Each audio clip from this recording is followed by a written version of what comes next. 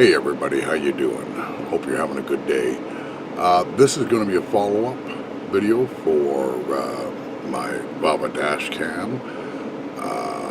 Did an unboxing of it here recently, and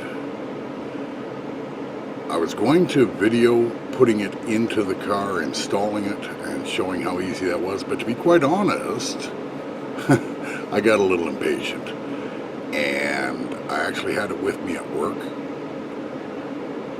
I went out for a smoke break, took the parts with me, installed it, had a smoke, and I was outside for maybe 10 minutes. That included running the wiring underneath the trim pieces. So if you haven't seen the video for the unboxing, I'll leave a link for that. Oh, how does everyone do that? Down below in the description. So there's no footage of me installing it, but to be honest, it's very, very simple. Now here I'm going to be putting some footage of how the recordings look. So today I'm going to give you my thoughts on what I've seen, what I've experienced with it, using it for a few days, show you some footage, how it looks daytime, nighttime. It's not bad, to be honest. It's really quite good. The daytime footage is excellent. Nighttime footage suffers a little bit, but you find that with just about all of the dash cams, unless you're going to spend an inordinate amount of money. So this one is really very good. I've had several different dash cams in the past, and albeit they've been cheaper models on sale, dirt cheap ones just to try them out to get going with it. This one is nice. Now the one thing I did find that annoyed me was having it in parking mode. What parking mode is with the VAVA Dash Cam is when you shut the car down and you leave the car, parked in a parking lot or wherever, if there's an impact to the car, it will start recording a 15-second loop that it then saves and locks, so it can't be overwritten. And this is to capture, for example, if somebody were to back into your vehicle when you're parked in a parking lot, out shopping, whatever. And that should be enough to capture the vehicle that backed into you and license plate and that, so you've got that as evidence if there's ever a hit and run, that type of thing. So you've got different settings for the sensitivity of the G-Shock, the G-Force shock sensor in it. They're very, very good on low sensitivity, because I had it set to medium, but even on low sensitivity, I would turn the car off, get out of the car, the camera would be on a delay, it would stop, I'd close the car door, and I don't slam my car doors, but I'd close the car door, that would be enough for it to trigger. Sometimes driving down the road, it would trigger the shock sensor, even just going over bumps in the road and that. So I've actually turned mine off. I don't use that feature or that function, but it is a good function to have. Now, if you use this dash cam and you are parking a lot and that, you can bring it up on your phone real quick and switch that on just when you're going to have it parked, or if it's going to be in a parking lot for a little while. So it's a really good feature. It works very, very well. In my case, it works too well. So I've turned that off. But other than that, it works very nicely. The other thing that I did find I was a little bit disappointed in was the downloading. When I went to, you can view the videos on your cell phone, on your tablet or whatever, right there through Wi-Fi.